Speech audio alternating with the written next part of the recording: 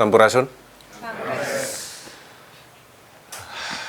Senang sekali bisa ketemu lagi kita pada kesempatan ini dan ada perubahan tempat ya, yang biasanya kita lakukan seperti biasa. Hari ini kita pindah karena untuk menghormati ulang tahun Bandung, Light Fest, ya kan? Supaya juga apa yang kita lakukan tidak mengganggu mereka dan apa yang mereka lakukan juga suaranya tidak mengganggu kita. Jadi kita pindah ke sini, ya kan? Bentuk dukungan kepada Ridwan Kamil. Jadi kita pindahkan lokasi kita ke Kabupaten Bandung Barat. Dari Kota Madia biasanya kita pindahkan ke Bandung Barat agar tidak mengganggu acaranya Pak Ridwan Kamil. Menarik karena beberapa hari lagi kita akan merayakan Hari Pahlawan. Dan ini satu tanggal yang monumental dan diperingati karena satu tonggak sejarah besar di sana terjadi. Beberapa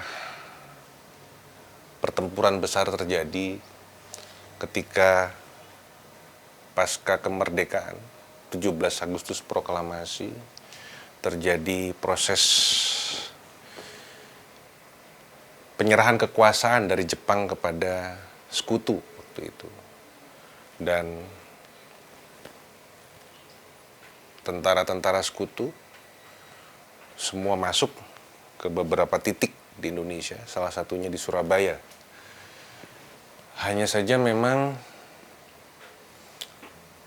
yang tadinya rencananya bahwa kedatangan mereka tidak disambut peperangan, tetapi karena kemudian ada bahasa yang sering digunakan oleh Jenderal besar kita Nagabonar waktu itu, berunding tapi nikah masuk juga.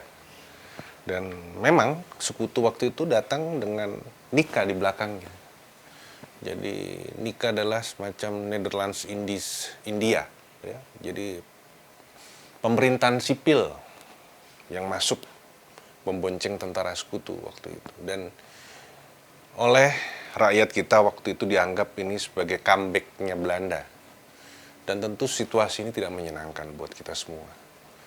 Karena jauh sebelum Belanda masuk, kita juga sudah melakukan perlawanan yang cukup keras terhadap Belanda, pendudukan Belanda waktu itu.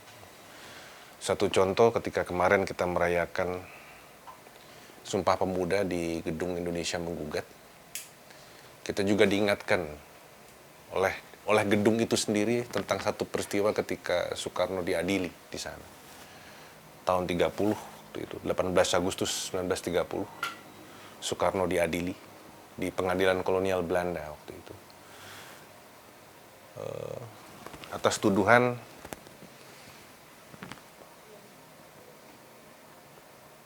pemberontakan, atas tuduhan memprovokasi perlawanan terhadap Belanda. Jadi semangat itu sudah muncul sebetulnya. Nah, ketika kemudian Jepang masuk dan Belanda kemudian harus keluar dari Indonesia waktu itu, situasi berubah memang. Tetapi ketika Jepang kalah, setelah bom atom Nagasaki Hiroshima terjadi dan pasukan sekutu kemudian masuk tadi, seperti yang saya sampaikan di awal, ternyata itu dimanfaatkan oleh Belanda untuk mengembalikan lagi posisinya seperti sebelum Jepang masuk. Nah, hal ini yang kemudian menimbulkan perlawanan di beberapa titik. Dan itu masif sekali perlawanan itu. Tidak hanya di Surabaya sebenarnya. Memang Surabaya menjadi monumental karena salah seorang jenderal Inggris, Malabi, dibunuh di sana. Dan itu memang akhirnya memberi efek terhadap situasi dunia waktu itu. Karena seorang jenderal terbunuh. Dan terbunuh di bawah ketika beliau Jenderal Maleby itu memimpin satu divisi namanya Divisi 49 yang terkenal di Burma waktu itu, tidak terkalahkan. Tetapi yang terjadi sebaliknya, ketika masuk Surabaya, Divisi 49 hancur waktu itu. Dan ini menjadi berita besar untuk dunia. Maka kemudian monumen atau momentum 10 November menjadi sesuatu yang luar biasa. Tetapi bukan hanya di Surabaya, ada juga front line seperti Medan Area, kemudian di Manado sendiri ya, di Sulawesi kita juga tahu kasus Westerling, itu masih di dalam tahun yang sama, tahun 45, tahun 46. Jadi ada keinginan Van Mook waktu itu, Belanda ingin memecahkan, membuat negara Indonesia Timur dan sebagainya, untuk kemudian akhirnya paling tidak mereka ingin mengacaukan proses kemerdekaan yang sudah kita proklamasikan waktu itu 17 Agustus 45. Jadi inti cerita bahwa peperangan itu terjadi karena ada niat comeback dari Belanda untuk berkuasa kembali di Indonesia. Ada catatan di balik itu sebetulnya memang yang kita tidak pernah terbuka hingga hari ini. Mengapa proses itu menjadi sedemikian sulit? Jadi ketika tahun 41 peperangan sudah dimulai dengan pihak Jerman waktu itu, ada beberapa perjanjian. Saya tarik agak ke belakang sedikit dan agak bukan di Indonesia tetapi di dunia waktu itu. Ada yang disebut dengan Atlantic Charter atau Piagam Atlantik. Itu adalah satu perjanjian antara United Kingdom, Inggris dengan USA waktu itu. Dan inti cerita dari Atlantic Charter sebetulnya adalah bagaimana penguasaan dunia. Prinsipnya sama dengan itu. Dan pada saat Perang Dunia Kedua diperbaharui menjadi Yalta Conference atau Konferensi Yalta, melibatkan Stalin, Churchill, dan Roosevelt di sana. Intinya sama, bagaimana mereka mengalahkan Jerman dan Jepang, dan setelah itu bagaimana membagi dunia. Jadi semangat kolonialisme, imperialisme itu sangat kuat. Jadi hanya memindah dari bagaimana penguasaan Jerman di Eropa, Jepang di Asia, menjadi USA, United Kingdom, dan Uni Soviet. Jadi tiga kekuatan besar itu menyepakati untuk bagaimana dunia diatur mereka bertiga lah kira-kira gitu. Nah, bicara tentang Asia memang menjadi wilayah, pembagian wilayahnya masuk kepada United Kingdom. Karena Stalin tidak terlalu melirik Asia waktu itu. Jadi ini yang digunakan oleh kalau bahasa kerennya waktu itu tentara sekutu. Ya, itu melibatkan juga Perancis, Belanda sendiri, ya, yang kemudian tetap berusaha mempertahankan eks-jajahannya. Nah, waktu itu memang karena Indonesia sebelum Jepang masuk itu dikuasai oleh Belanda, maka ada upaya untuk mengembalikan itu kepada Belanda. Jadi saya ingin memberikan potret besar ya, di balik peristiwa yang terjadi, yang kita peringati besok tanggal 10 November yang kita sebut Hari Pahlawan itu. Bahwa ada agenda besar di balik itu, agenda dunia. Penguasaan dunia yang sejak awal memang mereka ingin lakukan. Jadi tokohnya masih sama hingga hari ini. USA, Amerika, Inggris waktu itu, dan Uni Soviet, Stalin. Uni Soviet sudah hancur, tapi yang masih ada hingga hari ini ada United Kingdom dan USA. Dan semangat itu masih hingga hari ini kita tahu, dan di dalam diskusi kita yang terdahulu kan sudah saya sampaikan juga berulang kali tentang itu. Nah, ini perlu untuk saya review, untuk melihat, memotret secara utuh kondisi Indonesia waktu itu di tengah apa sih? Di tengah kondisi dunia yang seperti apa sih? Sehingga kemudian terjadi peperangan seperti itu. Jadi kenapa kemudian ada istilah nikah masuk membonceng tentara sekutu? Karena memang tadi. Jadi ada upaya untuk mengembalikan kekuasaan Belanda yang memang pernah dipegang sebelum Jepang, Netherlands. Dan itu atas dukungan dukungan oleh sekutunya karena memang ada perjanjian tadi, Atlantic Charter dan konferensi Yalta. Jadi ini bagaimana mereka mencoba membagi lapak lah, dunia ini dibagi-bagi oleh mereka. Tetapi ya perlawanan tidak berhenti, kita tahu. Memang sebenarnya waktu itu Inggris di Surabaya sudah kalah total sebetulnya, karena pasokan makanan juga mereka tidak bisa masuk karena sudah terkepung habis sesungguhnya waktu itu. Dan pangkalan mereka, markas mereka di Singapura sebenarnya menyadari itu. Maka kemudian mereka mencoba menghubungi Soekarno ketika itu untuk meminta gencatan senjata. Nah, memang upaya perundingan itu adalah upaya yang salah satu harus dilakukan memang. Keputusan itu memang tidak populis ya, bukan keputusan yang populis. Ketika dalam situasi menang harusnya logika, kalau sudah menang ngapain menerima gencatan senjata, habisi saja memang. Tetapi ini bukan persoalan nafsu untuk membunuh, tapi nafsu untuk bagaimana menyelesaikan proses konflik ini dengan baik sebetulnya. Jadi ada beberapa pertemuan sampai sebelum akhirnya kita masuk ke Linggarjati, Renville, dan lain sebagainya. Jadi pertemuan Van Mook sendiri dengan Soekarno, kemudian Syahrir dengan Van Mook, dan lain sebagainya itu. Ada pertemuan-pertemuan kecil yang menghantar sampai kepada Linggarjati, Renville, dan lain sebagainya. Jadi sampai kemudian seperti saya pernah ceritakan yang terdahulu, sampai akhirnya kemudian masuk perjanjian itu sampai pada satu kesepakatan tentang Republik Indonesia Serikat, RIS waktu itu. Karena ada beberapa wilayah yang masih dikuasai oleh Belanda, dan akhirnya pada saat 27 Desember 49 akhirnya Belanda menyerahkan semuanya tanpa Papua waktu itu. Hingga kemudian muncullah undang-undang sementara tahun 50. Itu kilas balik dulu ya tentang peristiwanya. Tetapi saya ingin hari ini bukan ingin cerita itu sesungguhnya gitu ya. Tetapi kalau kita bicara tentang nama Hari Pahlawannya sendiri, saya ingin masuk lebih pada pemaknaan pahlawannya sendiri. Karena lucu rasanya kalau kita kemudian setiap 10 November memperingati Hari Pahlawan. Tetapi hari ini 70 tahun kita merdeka, kita kehilangan makna pahlawan itu sendiri. Sehingga kalau kita bicara pahlawan, maka kemudian selalu memori kolektif kita ditarik ke masa lalu itu. Pertanyaannya, seolah hari ini kita tidak punya pahlawan. Ataukah memang kita tidak punya pahlawan lagi hari ini?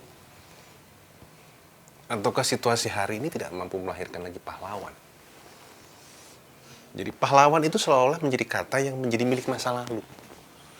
Dan tidak hadir untuk saat ini pahlawan ini. Pahlawan dan kepahlawanan itu seolah hanya milik masa lalu. Ketika kita bicara pahlawan. Dan kalau itu yang terjadi, buat saya justru itu kemunduran untuk kita yang sudah merdeka 70 tahun. Ya. Dulu kita punya pahlawan, hari ini kita tidak punya pahlawan. Ini kan kemunduran. Maka saya lebih suka untuk bicara pahlawan dalam konteks hari ini sebenarnya. Kalau yang dulu, jelas. Kita punya potret peristiwa sejarah, sehingga kita mengatakan Hari Pahlawan 10 November. Itu satu peristiwa sejarah yang bisa kita potret untuk memperlihatkan itu. Tapi kalau kita kaitkan dengan hari ini, lalu mana yang disebut pahlawan sebetulnya? Atau masih adakah itu? Kosakata pahlawan hari ini masih ada nggak di dalam kehidupan kita hari ini? Atau kosakata pahlawan hanya menjadi milik masa lalu? Saya rasanya lebih suka untuk membahas itu hari ini.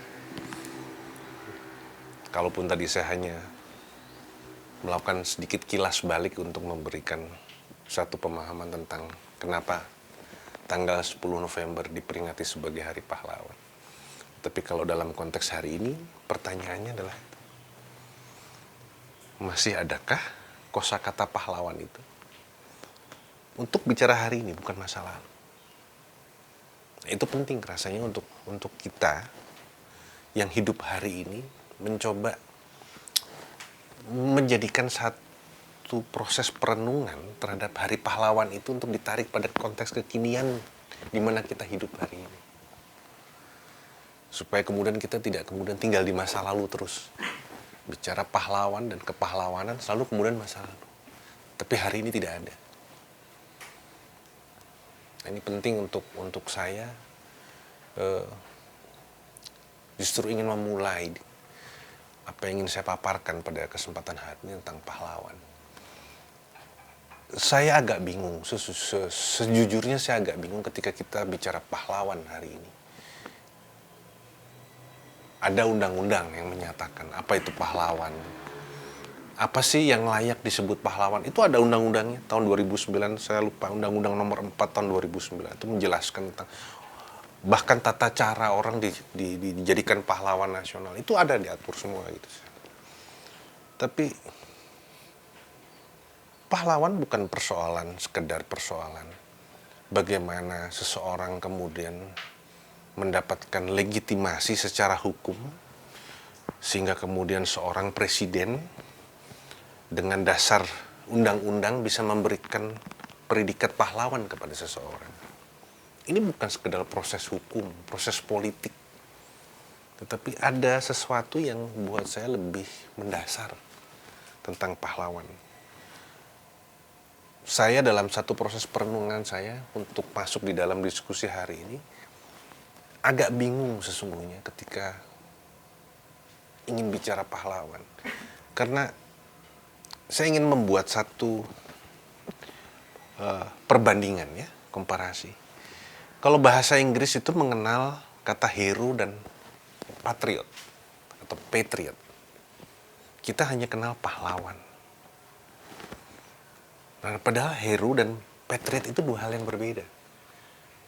Walaupun kemudian seringkali diterjemahkan sebagai pahlawan.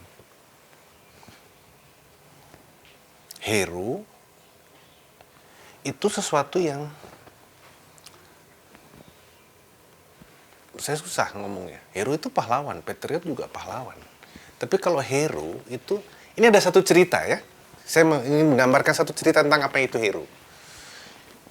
Ada satu kapal pesiar ya, dalam kapal itu. Kebetulan waktu itu ombak agak besar. Dan semua yang ada di atas kapal agak cukup panik. Tiba-tiba ada seorang perempuan terjatuh ke laut. Dari ujung sebelah sana ada yang langsung terjun, berenang ke arah perempuan tadi, ditolong kembali ke kapal. Wah, semua orang bertepuk tangan dan disebut sebagai hero dia. Wah, Anda betul-betul sungguh seorang hero. Itu hero. Walaupun kemudian cerita berikutnya adalah itu orang marah-marah. Lalu bertanya, tadi siapa yang jorokin saya, katanya gitu. Itu cerita selanjutnya begitu sebetulnya. Tapi saya ingin mengatakan bahwa tindakan itu kemudian tanpa menyangkut dengan tadi lanjutannya itu, orang itu dianggap hero gitu. Ya. Dia hero. Jadi ada kerelaan dia untuk berkorban. Ya kan? Sekali lagi yang tadi adegan yang tadi jangan dimasukin ya, yang dia marah tadi siapa yang jorokin itu. Jadi ada kerelaan berkorban, tetapi lingkup dari apa yang dia lakukan tidak cukup untuk mengatakan dia patriot. Karena kok patriot lebih kepada bagaimana pembelaan dia untuk bangsa dan negara. Jadi lebih jelas posisinya kalau patriot itu. Jadi seseorang yang rela membela negaranya, berjuang demi negara dan bangsanya. Itu patriot. Jadi saya ingin meletakkan pahlawan ini di mana sih dari dua arti ini sebetulnya. Apakah pahlawan cukup kita manai sebagai tadi orang yang tadi menolong perempuan yang terjebur ke laut, ya, jatuh dari kapal tadi, atau orang yang memang kemudian berjuang untuk kepentingan bangsa dan negaranya. Kita mau letakkan di mana pahlawan ini? Ini yang harus clear sebetulnya. Karena sulit nanti kita bicara tentang bagaimana merumuskan kepahlawanan hari ini. Nanti sedikit-sedikit pahlawan gitu kan. Nolongin perempuan kecopet pahlawan gitu kan. Nolongin apa pahlawan. Jadi terlalu sibuk kita kemudian bingung justru nanti memberikan predikat pahlawan gitu. Tapi kalau untuk kata patriot lebih jelas untuk saya. Seorang patriot itu jelas. Karena kepentingannya jelas ketika dia melakukan itu untuk bangsa dan negara. Nah, saya lebih suka memahami pahlawan dalam konteks patriot sebetulnya hari ini. Supaya kita punya makna yang tepat. Ya, jadi kata bahasa Inggris ini harus saya angkat untuk memberikan pembedaan, untuk menarik di mana sih posisi pahlawan ini? Apakah pahlawan itu sama dengan hero atau sama dengan patriot? Kalau saya lebih suka pahlawan ditarik sebagai patriot. Bukan sebagai hero, tapi sebagai patriot. Orang yang mau rela berkorban, berjuang untuk bangsa dan negara. Kalau kita mau kaitkan dengan peristiwa 10 November. Ya, jadi jangan kemudian kita hari ini menjadi kehilangan makna itu. Makna kepahlawanan itu sendiri untuk melihat bahwa dia tidak saya tidak ingin mengatakan dangkal, tapi tidak sesederhana itu untuk kemudian meletakkan pahlawan sama dengan dalam tanda kutip sekedar hero. Karena ada tindakan yang berbeda, ada motif yang berbeda, ada niat yang berbeda, ada kepentingan yang lebih besar yang dia perjuangkan. Kalau untuk pahlawan dalam konteks patriot. Maka kalau kita kembali pada konteks hari ini,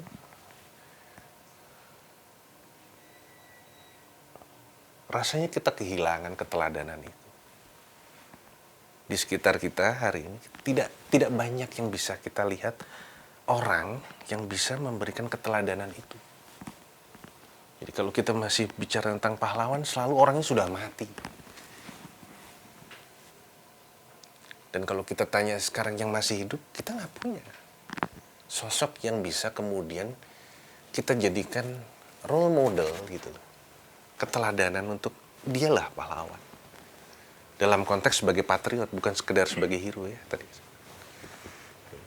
Karena sekali lagi, bangsa yang besar adalah bangsa yang menghormati patriotnya.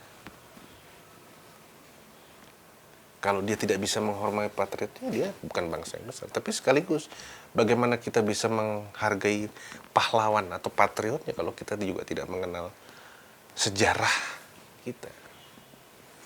Jadi, krisis keteladanan yang terjadi juga karena banyak sekali kemudian kita abai terhadap proses sejarah yang terjadi. Karena sejarah itu kan harusnya menjadi kaca benggala. Sejarah harusnya menjadi cerminan masa lalu untuk membawa kita lebih baik di masa depan. Jadi, tindakan-tindakan kepahlawanan, patriotisme lebih tepatnya, saya ingin mengatakan, harusnya menjadi inspirasi bagi generasi yang akan datang untuk melakukan hal yang sama kepada bangsa dan negara. Nah, bagaimana mungkin itu bisa terjadi proses transformasi itu kalau kemudian mereka lupa akan sejarahnya? Lupa apa yang sudah dilakukan oleh para pendahulunya, para pahlawannya, para patriotnya.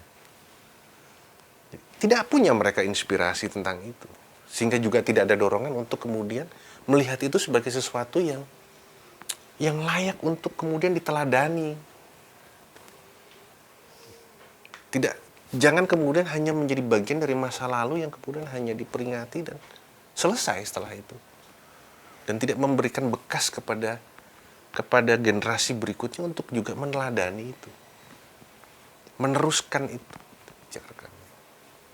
Jadi persoalan kesejarahan, ya, rendahnya pemahaman sejarah di satu sisi, itu memperlihatkan betapa kemudian generasi yang berikutnya tidak cukup punya kekentalan atas semangat patriotisme itu sendiri.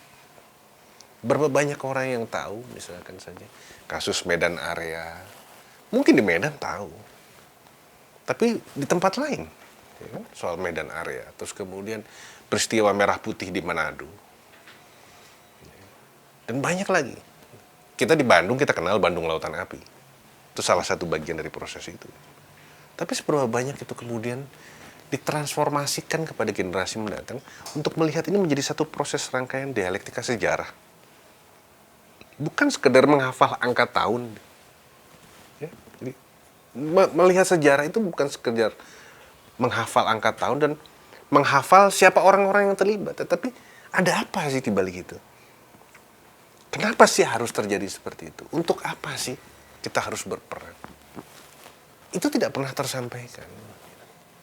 Bahwa ini bicara tentang sebuah kedaulatan, ini bicara tentang kemerdekaan, ini bicara tentang keinginan untuk lepas dari penindasan dan penjajahan. Itu tidak pernah sampai di dalam generasi yang berikutnya.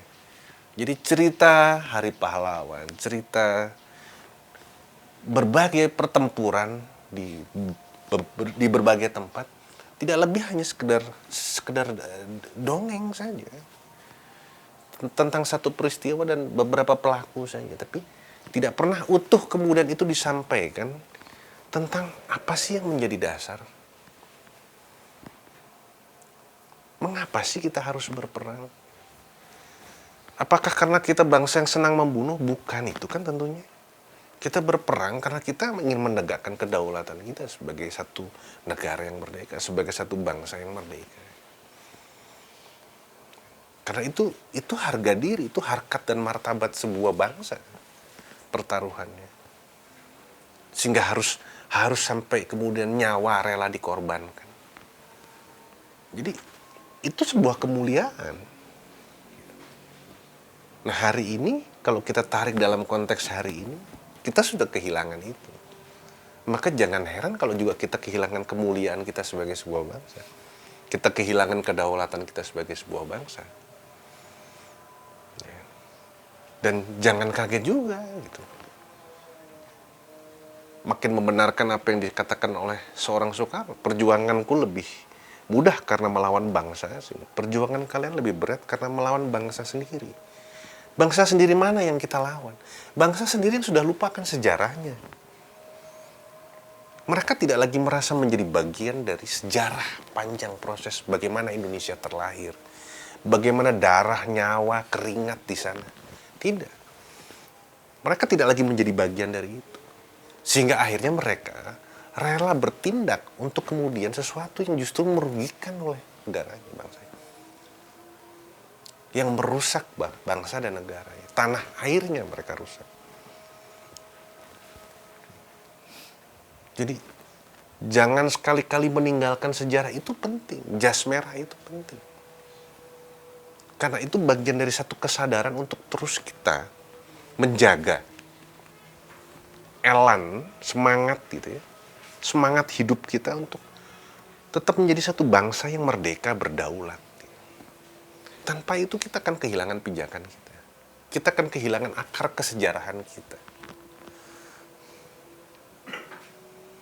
Dan itu yang terjadi hari ini. Itu yang terjadi hari ini. Suka atau tidak, itu yang terjadi hari ini. Maka jangan heran kalau hari ini kemudian kita kehilangan sosok yang layak disebut sebagai pahlawan, patriot. Karena memang tadi, kita sudah kehilangan akar kesejarahan kita. Sehingga kita lupa akan para pahlawan, bukan sekedar nama. Bukan sekedar angka tahun kapan peristiwa itu terjadi. Tapi tentang sebuah perjuangan. Bagaimana menegakkan kedaulatan. Bagaimana memperjuangkan satu kemerdekaan. Kita kehilangan itu. Tidak cukup kita hanya sekedar upacara, mengheningkan cipta lalu kita pulang. Tidak cukup dengan itu. Tapi bagaimana kemudian kita harus mengenalkan itu kepada anak-anak kita sejak awal, sejak usia dini. Tentang arti kepahlawanan. Tentang sosok yang harusnya dimuliakan. Tentang sosok yang harusnya ditiru, diteladani. Sehingga mereka kemudian akan terus mencoba menjadi apa yang dilakukan oleh para pahlawan itu. Meneladani apa yang dilakukan. Kita kehilangan keteladanan itu. Kita kehilangan nilai-nilai kepahlawanan. Kita kehilangan keteladanan itu. Jadi, kalau saya boleh ingin menyampaikan betapa pentingnya hari ini kita memperingati Hari Pahlawan, itu lebih bukan untuk sekedar mengingat satu peristiwa yang pernah terjadi. Tapi lebih dari itu. Bagaimana kemudian kita menarik makna kepahlawanan itu sendiri dalam konteks kekinian. Kita yang hidup hari ini. Sehingga kata pahlawan itu menjadi sesuatu yang terlestarikan. Pahlawan itu kata itu menjadi lestari karena dia digunakan terus. Karena generasi ini melahirkan pahlawan-pahlawannya terus. Jadi pahlawan bukan hanya milik masa lalu, tapi pahlawan bisa milik juga masa kini dan masa depan. Dan suka atau tidak suka, mau tidak mau, adalah ketika kita kembali kepada akar sejarah kita. Memahami bagaimana kemudian negara ini diperjuangkan untuk menjadi sebuah negara yang merdeka. Jadi siapapun hari ini yang bicara untuk kepentingan bangsa dan negaranya, yakinlah dia adalah pahlawan. Dia bekerja, dia mendedikasikan dirinya, dia menempatkan kepentingan bangsa dan negaranya di atas kepentingan dirinya, keluarganya, kelompoknya, maka dia adalah pahlawan sejatinya. Tanpa harus menunggu dia mati dulu. Siapapun dia, ketika dia bekerja untuk itu, berjuang untuk itu, hidupnya dia dedikasikan kepada bangsa dan negaranya, tanpa reserve, tanpa cadangan, totalitas penuh, tanpa pamrih juga. Jangan juga kemudian dengan ukuran hari ini yang serba materi, serba apa yang dilakukan harus dibayar dengan apa. Enggak. Karena pahlawan tidak lagi berorientasi kepada materi. Karena ini bicara tentang kemuliaan, harkat martabat sebuah bangsa yang tidak bisa kemudian dibeli oleh apapun. Sehingga tindakan dia bukan tindakan karena motif dibayar. Nah, nilai-nilai ini yang harus dibangkitkan kembali. Di dalam kita kemudian mencoba memaknai Hari Pahlawan. Ya. Ini sekaligus untuk mengingatkan semua sebetulnya. Betapa hari ini kita mengalami bukan saja kemiskinan secara ekonomi tadi. Kemiskinan tentang makna kepahlawanan itu sendiri kita menjadi terreduksi, terdegradasi. Dan sekali lagi buat saya, seperti apa yang pernah saya sampaikan di dalam diskusi terdahulu, ini adalah indikasi, ini adalah tanda bahwa memang kita sedang di dalam krisis peradaban. Karena itu adalah ciri dari sebuah bangsa yang kehilangan keberadabannya. Karena dia tidak mampu lagi menghadirkan pahlawan di dalam kehidupannya. Saya kira itu untuk pengantar diskusi kita, paparan saya. Nanti kita lanjutkan dengan sesi tanya jawab. Atur nuhun, sampurasun.